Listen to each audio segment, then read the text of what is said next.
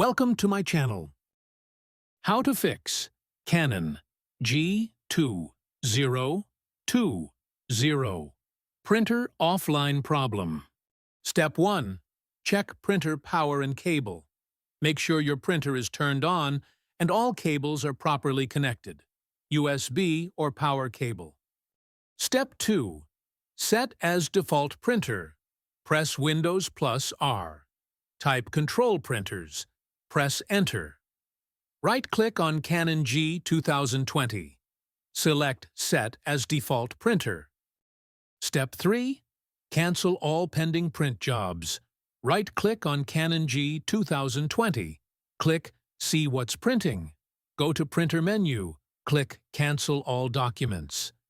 Step 4. Uncheck Use Printer Offline. Go to See What's Printing again. Click on Printer menu. Uncheck Use Printer Offline if it's ticked. Step 5. Restart Print Spooler Service. Press Windows plus R. Type services.msc. Press Enter. Scroll to Print Spooler. Right-click. Click Restart. Step 6. Update printer driver. Go to Canon's official website. Download and install the latest driver for Canon G2020. Step 7.